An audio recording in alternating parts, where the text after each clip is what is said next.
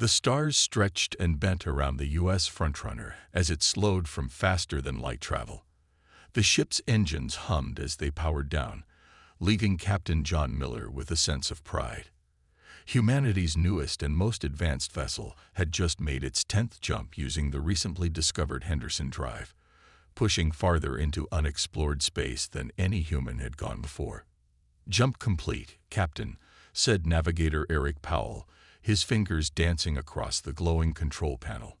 "All systems normal." Captain Miller nodded and looked at the main view screen. "Where exactly are we, Mr. Powell?" "About 60 light-years beyond our previous record, sir. We're in completely uncharted territory now." Lisa Taylor, the communications officer, suddenly sat up straight at her station. Her eyes widened as she adjusted her earpiece. "Captain, I'm picking up transmissions. Artificial signals. They're not ours." The bridge fell silent. Everyone turned to look at Lisa. "Are you certain?" Miller asked, his voice quiet but firm. "Yes, sir. Multiple frequencies. Definitely not natural, and definitely not human in origin." Lisa's hands trembled slightly as she worked her console. "The patterns are too regular, too structured." Science Officer Alan Garcia moved to Lisa's station and studied her readings. "She's right, Captain. These are communication signals. I'm detecting thousands of them, all coming from the same general area about half a light-year from our position." Miller stood from his command chair and straightened his uniform. The moment humanity had speculated about for centuries had arrived. They were not alone. "Put it on speakers, Ms. Taylor." The bridge filled with strange sounds, clicks, hums, and tones that rose and fell in patterns unlike any human language. Some sounded almost musical, while others were harsh and mechanical. "Can we get a visual on the source?" Miller asked. "Working on it, sir," said Garcia, returning to his station. The main view screen shifted as the ship's powerful telescopes focused on a distant point of light. The image zoomed in, becoming clearer with each adjustment. "My God," whispered Chief Engineer Samantha Wright, who had just stepped onto the bridge. The screen showed an enormous structure floating in space. It was clearly artificial. A massive wheel-shaped station, with spokes extending from a central hub. Ships of various sizes moved around it like bees around a hive. Lights sparkled across its surface, and huge docking bays opened and closed as vessels entered and exited.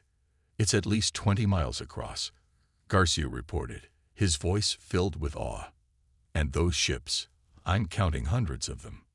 Miller tapped his fingers on the arm of his chair. "Senior officers to the conference room." Now, 5 minutes later, the command team sat around the table, all eyes on their captain. "Options?" Miller asked. "We should observe from a distance," said Security Chief Frank Johnson. "We don't know if they're friendly." Samantha Wright shook her head. "That station represents technology far beyond ours. We need to learn from them, or they might want to dissect us," Johnson countered. Lisa Taylor spoke up. "They haven't detected us yet. The Henderson Drive doesn't leave the same energy signature as conventional FTL theories predicted. We could watch them for a while before deciding." Miller listened to all their arguments, then stood up. "Humanity has wondered about this moment since we first looked up at the stars. I won't be the captain who turned away." He squared his shoulders. "Prepare a first contact package. Standard greeting protocols. We'll approach slowly, broadcasting peaceful intentions." As the frontrunner moved toward the alien station, 7 sleek vessels suddenly appeared around them. They were beautiful ships with flowing lines and glowing hulls that shimmered with iridescent colors. "They just appeared, sir," shouted Powell. "No warning, no sign of approach." "Weapons?" asked Miller. "None charging, but they've surrounded us completely," Johnson reported. The communication system suddenly activated on its own, and a face appeared on the screen. It was humanoid but clearly alien, with purple-tinted skin, large eyes, and a crest of what looked like feathers, or fins on its head. The alien spoke, its voice translated by the ship's computer into stilted English. "Unknown vessel. "You have entered Imperial space. Identify immediately." Humanity had made first contact with the Galactic Empire. Captain Miller stood tall on the bridge of the Frontrunner as the alien ships escorted them toward the massive space station. His crew worked with focused precision, recording everything they saw. "The station is called Nexus Prime according to their transmissions," Lisa Taylor reported, "and they call themselves the Tyranny." The escort ships guided the human vessel into an enormous docking bay that could have held 20 ships the size of the Frontrunner. As they approached, Miller noticed hundreds of different ship designs, suggesting many species used this facility. Preparing for docking procedures, Eric Powell announced, his hand steady despite the tension. "Ms. Wright, what do you make of their technology?" Miller asked. Chief Engineer Samantha Wright frowned as she studied her readings. "It's advanced, sir, but something seems off. Their ships look impressive, but I'm detecting power inefficiencies. They're using at least 30% more energy than they should need." "Interesting," Miller said. "Everyone stay alert. First contact team only. The rest of you maintain ship readiness." The Frontrunner settled into the docking cradle with a gentle thud. A tube extended from the station and connected to their airlock with a hiss of equalizing pressure. Miller led his team, Reich, Garcia, Johnson, and Taylor, through the airlock. They were met by a group of Tyranny in ornate uniforms with flowing capes. The aliens stood nearly 7 feet tall with their crested heads, looking down at the humans with large, curious eyes. "Welcome to Nexus Prime, center of the Galactic Empire," said the lead, Tyranny. Their mouth didn't match the words. A translator device was converting their speech. "I am Admiral Kexanar. Emperor Zolvek has requested your immediate presence." The humans followed Admiral Kexanar through corridors filled with beings of various shapes and sizes. Some looked nearly human, while others were completely alien. Floating gas clouds, insectoid creatures, and beings made of what appeared to be living crystal. Frank Johnson leaned close to Miller. "I count at least 17 different species, sir, and minimal security for such an important facility." They entered a massive chamber with a ceiling that seemed to disappear into darkness high above. At the far end sat Emperor Zolvek on an elevated throne.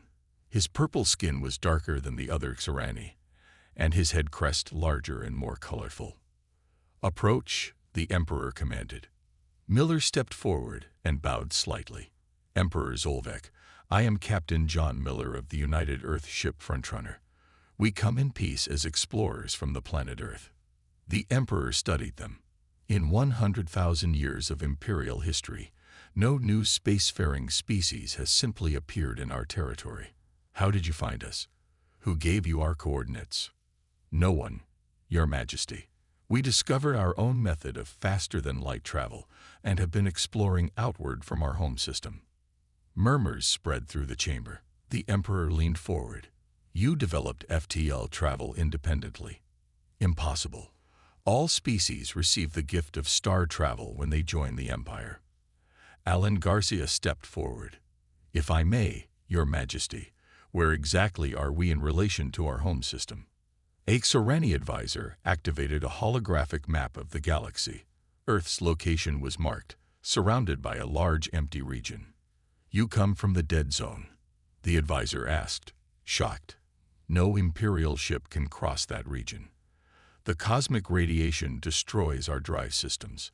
Samantha Wright studied the map with interest. "Our Henderson drive creates a bubble that shields us from such radiation," she said, choosing her words carefully. The Emperor stared at them with new intensity. "Fascinating. You primitives develop technology we haven't mastered in millennia of civilization." While the Emperor spoke of the glory of the Empire, how it spanned thousands of worlds and brought peace to countless species, Wright quietly examined the throne room's technology. She noticed outdated power conduits, inefficient lighting, and ceremonial design that sacrificed function for appearance. "The Empire will welcome Earth into its protection," Emperor Zolvek announced. "Your species shows promise. With proper guidance, you may one day become valuable members of our society." Miller bowed again, hiding his thoughts. "We're honored by your welcome, Emperor. We have much to learn from each other." Frank Johnson caught Miller's eye. They shared the same thought.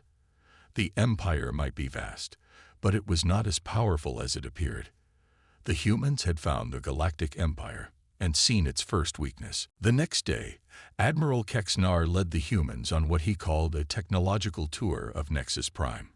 Captain Miller kept his face neutral as they walked through engine rooms, weapons facilities, and control centers. He wanted the Xorani to believe the humans were impressed. "This is our main engine facility," Kexnar announced proudly. "These drive cores power the station and can recharge our largest ships." Samantha Wright walked slowly around the massive machines. They hummed with energy and glowed with beautiful blue light. The Xorani engineers watched her with smug expressions. "Amazing craftsmanship," she said, running her hand over a control panel. "How long have you used this design?" "This is the 12th generation Imperial drive system," said the chief engineer, a Xorani named Veltok. "The basic design has served us for 8,000 years." Wright nodded, hiding her surprise. Earth had gone through 5 major engine design changes in just the last 50 years. "May I?" she asked, pointing to a diagnostic screen. Veltok hesitated but nodded. Wright studied the readouts, seeing immediately what she suspected. The engines were running at only 65% efficiency. Earth's engines weren't as powerful, but they used energy much more effectively. "You could improve efficiency by reconfiguring these plasma conduits," she suggested, pointing to a diagram. The Xorani engineers looked confused. "Why would we do that? The system works as designed." Wright backed off, understanding. "Of course, I'm just thinking out loud." In the weapons facility, Frank Johnson had a similar experience. The Imperial weapons were powerful, capable of destroying planets, but lacked precision. They relied on overwhelming force rather than accuracy. "How do you target small, fast-moving objects?" he asked the weapons officer. "We don't need to," came the reply. "Our energy output is sufficient to create a wide-range effect. Precision is unnecessary when your power is absolute." Johnson thought about Earth's missile systems that could hit a target the size of a basketball from orbit. Meanwhile, Alan Garcia was examining the station's data systems and making a startling discovery. "Your computer systems haven't changed in how long?" he asked the Xorani information specialist. "The Imperial Data Network was perfected 3,000 years ago," the specialist replied. "All member species use the standardized system, and you haven't needed to update it since then." The specialist looked offended. "Why improve perfection? The system is ideal for administrative efficiency." Garcia nodded, but his mind was racing. Earth's computer systems improved almost monthly. The Xorani technology was powerful but inflexible. Lisa Taylor discovered perhaps the most concerning weakness in the communications center. The entire empire relied on a centralized communication system. If the central hub failed, entire sectors would be cut off. "What happens if this system goes down?" she asked innocently. "That is impossible," the communications officer stated. "The system has redundancies." But Taylor noticed there were only 3 backup systems, far too few for something so critical. The humans regrouped for dinner in private quarters provided by the Empire. Once alone, they shared their findings. "Their technology is stagnant," Wright said quietly. "Beautiful, powerful, but they haven't truly innovated in thousands of years. They just make bigger versions of the same designs." "Their weapons could devastate Earth," Johnson warned, "but they couldn't hit our ships if we used evasive maneuvers. They've never needed to develop precision. And their computer systems are centralized and rigid," Garcia added. "They'd struggle to adapt to unexpected situations." Captain Miller listened carefully. "So despite their advantage in raw power, we're actually more advanced in practical terms," Wright finished. "They've been coasting on old technology for millennia. No competition means no innovation." "What do we do with this information?" asked Taylor. Miller's expression was serious. For now, we keep playing the part of impressed primitives. We learn everything we can. The Emperor has invited us to return with diplomatic representatives from Earth. He looked at each of his officers, and we make sure Earth understands exactly what we're dealing with. An empire of paper tigers with very real claws. The Frontrunners' return to Earth created a storm of activity. News of alien contacts spread quickly, and within days, world leaders gathered for an emergency summit.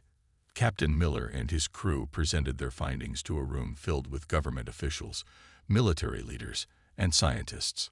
The Galactic Empire spans thousands of worlds, Miller explained, standing before a large screen showing images of Nexus Prime. But their technology has become stagnant. They haven't truly innovated in millennia. Admiral Karen Lewis, head of Earth's Space Forces, leaned forward. "You're saying we have an advantage?" "In some ways, yes," Samantha Wright answered. "Their engines are powerful but inefficient. Their weapons can destroy planets but lack precision. Their computer systems are outdated by our standards. But they could still wipe us out," Frank Johnson added. "They have thousands of ships. We have 12.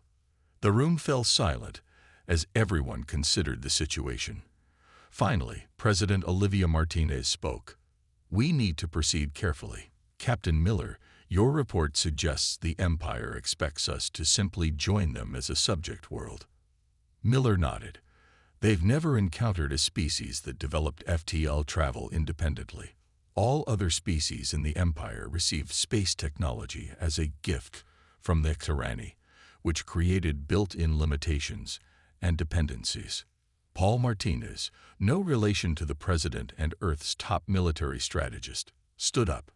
"We should prepare for all possibilities, including conflict. If they realize we won't simply submit, they might try to force the issue."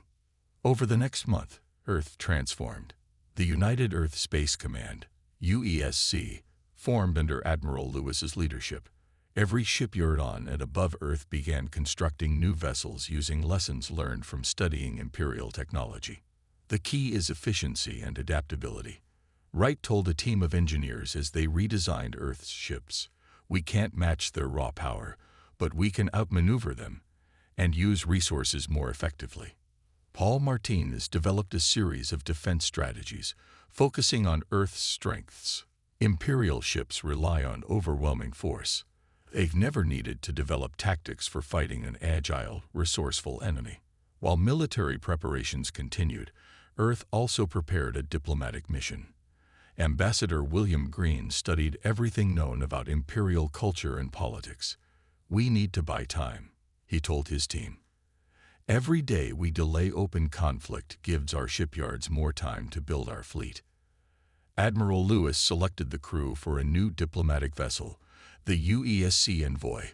"This ship will represent Earth to the Empire," she told the chosen officers. "But it will also gather intelligence. The Envoy appears to be a diplomatic vessel, but it contains our most advanced sensors and stealth technology." Meanwhile, Agent Nicole West received a different assignment. "Your team will infiltrate Imperial society," Admiral Lewis informed her. "Find dissidents, identify structural weaknesses, make contacts with other species who might resent Imperial rule." Nicole nodded. "We'll become shadows in their empire." 2 months after the Frontrunners' return, Earth was ready. 3 ships prepared for departure. The Envoy with Ambassador Green, the intelligence vessel Shadow with Agent West's team, and the newly refitted Frontrunner with Captain Miller. Admiral Lewis addressed the crews before their departure. "You carry Earth's future with you. The Empire believes we're primitive newcomers eager to join their society. Let them keep thinking that while we prepare. Learn everything you can. Make allies where possible. And remember, Earth is counting on you." As the 3 ships activated their Henderson drives, Miller looked at the blue-green planet through his view screen. Humanity had spent its history fighting itself. Now, united against a potential external threat, Earth was showing what humans did best: adapt, innovate, and overcome. The ships vanished into faster-than-light travel, heading back to Imperial space with their true mission hidden behind diplomatic smiles and carefully crafted appearances. The Empire was about to learn that underestimating humans was a dangerous mistake. Ambassador William Green smiled as he shook hands with the Sorani diplomatic minister. 3 weeks had passed since the Earth ships had returned to Imperial space, and so far, things were going as planned. "We are honored by your generous welcome," Green said, his translator device converting his words to the musical Sorani language. "Earth looks forward to learning from the Empire's vast experience." The Sorani minister, Trelvan, nodded his crested head. "The Emperor is pleased with human enthusiasm. However, there are concerns about your technology." "Concerns?" Green kept his expression neutral. "Your ships do not conform to Imperial standards. All member species use standardized systems for communication, navigation, and defense." Trelvan gestured to a holographic display showing Imperial ship designs. "We will provide the necessary upgrades to bring your vessels into compliance." Green had been warned about this request. "We appreciate the offer, Minister Trelvan, but our systems aren't compatible with Imperial technology. Our Henderson drive operates on different principles." The minister's skin darkened slightly, a sign of frustration. Green had learned. Compatibility can be achieved. All species adapt to Imperial standards. It is for the safety and harmony of the Empire. "We will study the possibility," Green replied carefully, "but such changes would require significant redesigns of our ships." In reality, Earth had no intention of adopting Imperial technology. Their independence was their greatest strength. Meanwhile, aboard the UESC Shadow, Agent Nicole West was making important discoveries. Disguised as traders from a distant Imperial world, her team had been gathering information about the Empire's structure. "The Empire is more fragile than it appears," she told Captain Miller during a secure communication. "Many species resent Sorani rule, but have never had the means to resist." "Any potential allies?" Miller asked. "Several. The Valeri were once a major power before the Empire conquered them.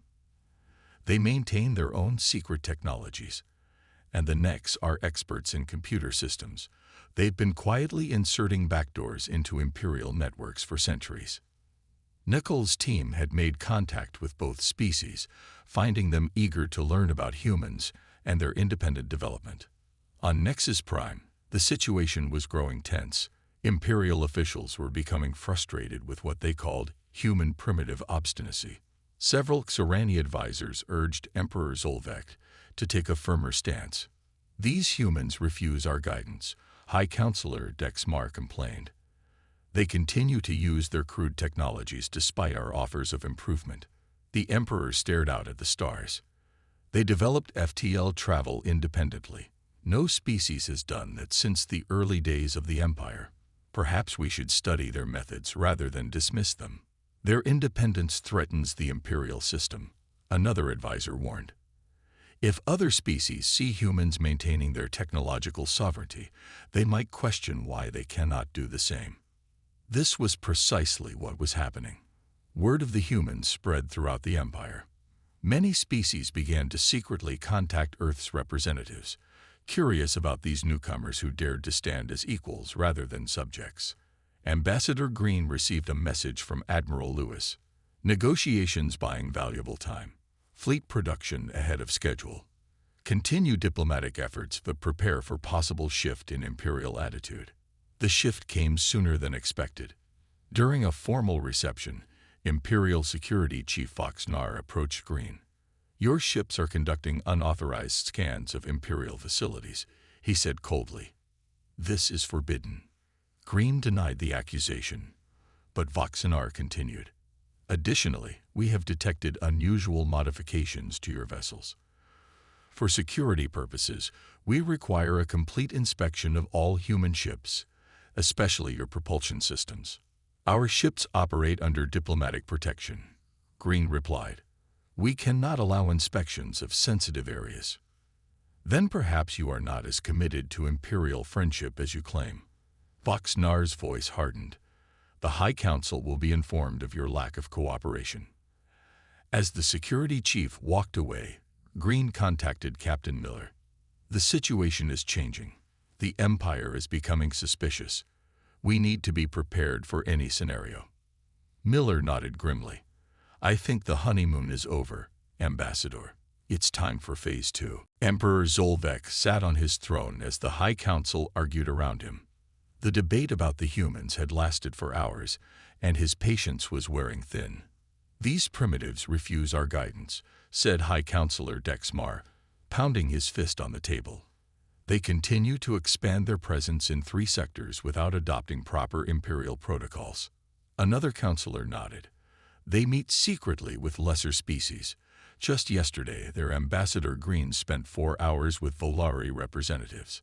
Zolvek raised a hand, and the room fell silent.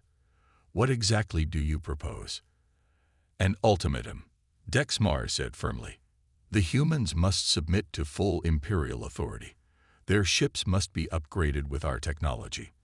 Their Henderson drive must be shared with our engineers. They must accept an Imperial governor for their homeworld." The Emperor considered this. Reports from military advisors warned that human ships were surprisingly capable despite their small size and simple appearance. And now, there were more of them. At least 30 vessels had been detected in Imperial space, all using that strange Henderson drive that allowed them to cross the dead zone. "And if they refuse?" Zolvek asked. "Then we show them the consequence of defying the Empire," Dexmar replied.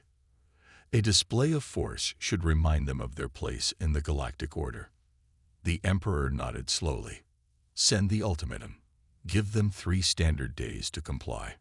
On the UESC envoy, Ambassador Green read the Imperial message with a grim expression. "They're not asking anymore. They're demanding." Captain Miller, who had been called to an emergency meeting, studied the demands. This was expected. Admiral Lewis anticipated the Empire would eventually lose patience with our independence. "What's our response?" asked Green. Miller's communicator beeped. "It seems we already have one. Admiral Lewis has authorized Operation First Strike." Green looked alarmed. "We're attacking?"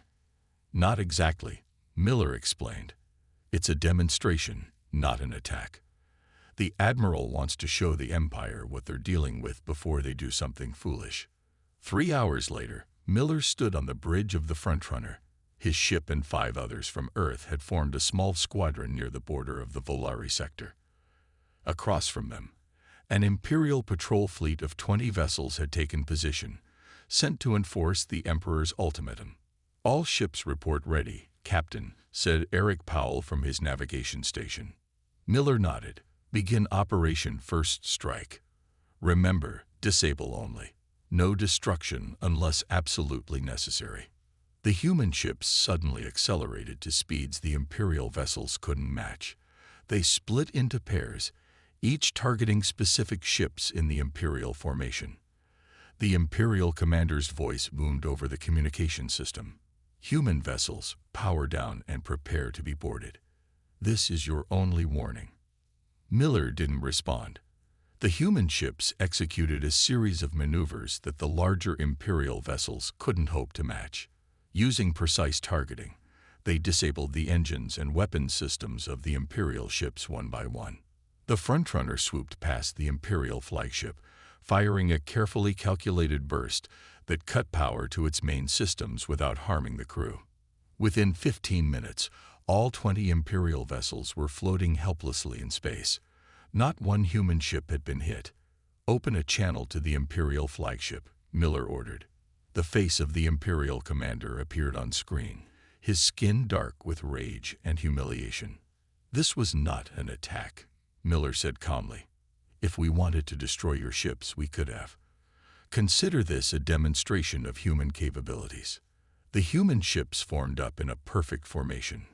"Tell Emperor Zolvek that Earth will not be subjugated," Miller continued. "We come in peace and offer friendship as equals.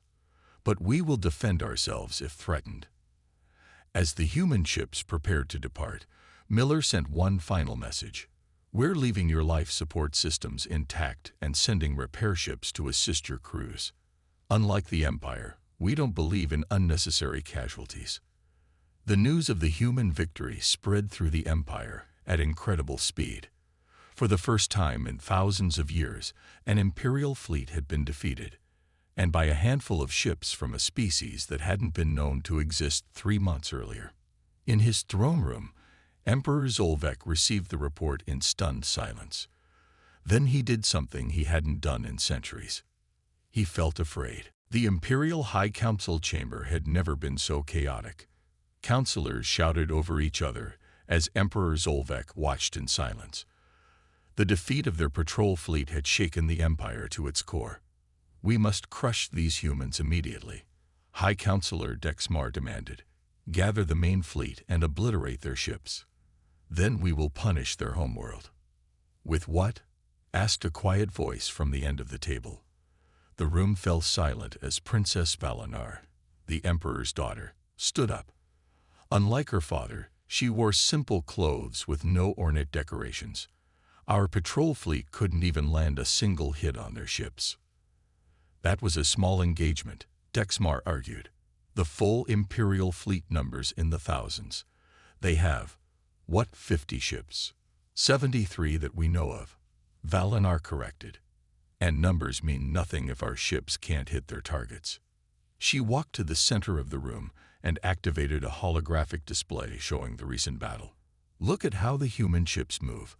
They're faster, more agile, and their targeting systems are precise. They disabled our vessels without destroying them. Emperor Zolvek studied his daughter carefully.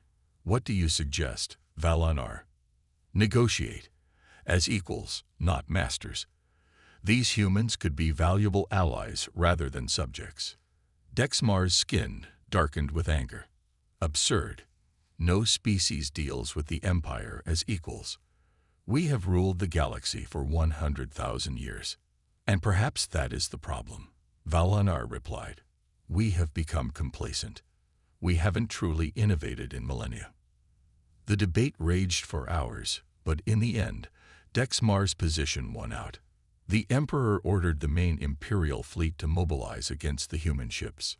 Unknown to most of the Council, Valinar secretly contacted Agent Nicol West. The two had met weeks earlier when Nicol was gathering intelligence. The fleet is coming for you, Valinar warned during their secure communication. 3,000 ships. They will arrive in 6 standard days. Nicol's expression remained calm. Thank you, Princess. This confirms our intelligence. Are there others in the Empire who share your view? More than you might think. Many species are watching the humans with hope. Some members of my own race question our stagnation. Valinar lowered her voice. I've been studying your Henderson drive theories. Your approach to technology is refreshing. While Imperial forces prepared for battle, Admiral Karen Lewis gathered Earth's commanders aboard the new flagship UES Defender. The main Imperial fleet is mobilizing, she told them, pointing to intelligence reports. Our original plan called for 2 more months of preparation, but we'll have to accelerate our timeline. Captain Miller, recently promoted to fleet commander, studied the tactical display. Our current force stands at 87 ships. We're outnumbered more than 30 to 1. But not outmatched, Samantha Wright said. Now head of Earth's engineering court, she had overseen the rapid development of new technologies. Our latest ships incorporate everything we've learned about Imperial weaknesses.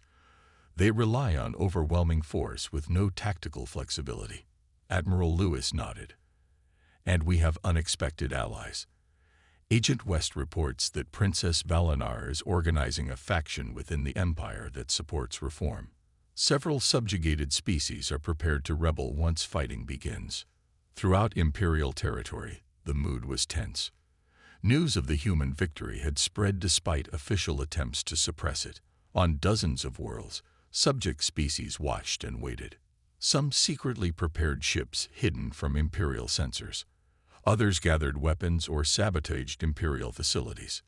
The Volari, once a proud spacefaring race before subjugation, reactivated ancient shipyards in hidden asteroid fields.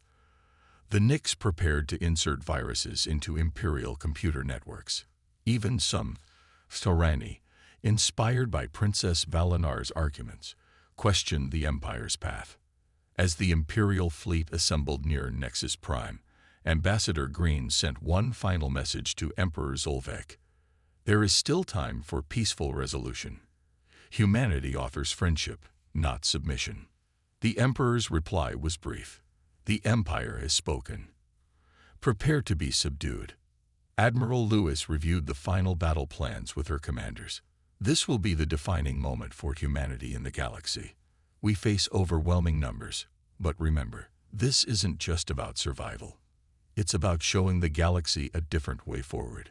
The human fleet moved into position, waiting for the Empire's attack. The stars seemed to dim as the Imperial fleet emerged from hyperspace. 3,000 ships arranged in perfect formation, their hulls gleaming with golden light. Against this vast armada, the 87 human vessels looked like insects facing a storm. Captain John Miller stood on the bridge of the advanced destroyer Defiance, which led the human vanguard. His face showed no fear as he studied the enemy formation. "They're exactly where we expected," he said calmly. "No tactical variation from standard Imperial doctrine." Admiral Lewis spoke through the fleet communication system. "All ships, maintain formation. Remember your training and trust your systems. Today we prove that innovation beats imitation." On the Imperial flagship, Emperor Zolvek watched the human fleet with disdain. Such a small force. Their confidence borders on madness. High Counselor Dexmar nodded. "They will learn the price of defiance. The Imperial fleet has never known defeat." "Begin the attack," ordered the Emperor. "Full barrage, all ships." The Imperial vessels opened fire simultaneously. Thousands of energy beams and missiles streaked toward the human fleet, enough firepower to shatter moons. But the human ships moved with impossible agility, slipping between the deadly barrages in patterns that seemed random yet perfectly coordinated. Not a single human vessel was hit in the opening salvo. "Impossible," whispered the Emperor as he watched the display. The human fleet suddenly accelerated and split into smaller groups, each targeting specific sections of the Imperial formation. The Defiance led 20 ships straight toward the Imperial flagship. "They're suicidal," Dexmar said with a laugh. "They're charging directly into our strongest point." But as the human ships neared, they executed a series of maneuvers that scattered the Imperial fire. Each human vessel targeted specific systems on the Imperial ships, engines, weapons, sensors, with surgical precision. Throughout the Imperial fleet, ships began losing power or drifting out of formation as critical systems failed. The precision of the human attacks was unlike anything the Empire had ever faced. Meanwhile, across the Empire, coordinated rebellions erupted on dozens of worlds. The Volari fleet emerged from hiding to attack Imperial bases. Nex hackers disrupted Imperial communications. Supply depots exploded as saboteurs triggered hidden bombs. On the Imperial flagship, alarms blared as systems began failing. "We're losing control of the fleet network," an officer reported frantically. 30% of our ships are no longer responding to commands." Before the Emperor could respond, the doors to the bridge slid open. Princess Valinar entered, accompanied by several high-ranking officers. "Father," she said firmly, "this battle is lost. You must end it now before more lives are wasted." "Treason," shouted Dexmar, reaching for his weapon. But the officers with Valinar drew their weapons first. "Not treason," Valinar replied. "Evolution. The Empire has stagnated for too long. These humans have shown us a different path, one of innovation and cooperation rather than domination." Emperor Zolvek looked at the tactical display. Nearly half his fleet was disabled, and reports of rebellions were flooding in from across Imperial space. The humans had somehow achieved the impossible. "Open a channel to the human flagship," he said quietly. Admiral Lewis appeared on the screen, her expression calm despite the battle raging around her. "Emperor Zolvek," she acknowledged. Are you ready to discuss terms? 1 year later, John Miller stood in the Great Hall of Nexus Prime. The station had changed. Gone were the purely ornamental designs, replaced by a blend of functionality and beauty that represented the new Galactic Council. Representatives from dozens of species, including humans, gathered around a circular table. There was no throne, no emperor seated above the others. Princess Valinar, now Chancellor Valinar, called the meeting to order. The first year of the Galactic Council has seen remarkable progress, she announced. Trade has increased by 40%. Scientific innovation has produced new technologies that benefit all our peoples. Miller smiled as he looked around the room. Samantha Wright was working with Serani engineers to redesign their power systems. Frank Johnson was teaching tactical flexibility to former Imperial officers. Alan Garcia and Next programmers were creating a new decentralized communications network. Humanity had found its place in the galaxy, not as conquerors or subjects, but as catalysts for change. The former empire was transforming into something greater, a true community of worlds bound by cooperation and shared progress. As Chancellor Valinar concluded the meeting, she nodded to Miller. Ready for our expedition beyond the old Imperial borders, Captain. Miller nodded. The Defiance and the Starhope are fully crewed. Humans and Serani working side by side, with representatives from 12 other species. Then let us see what wonders await us, Valinar said with a smile. Together,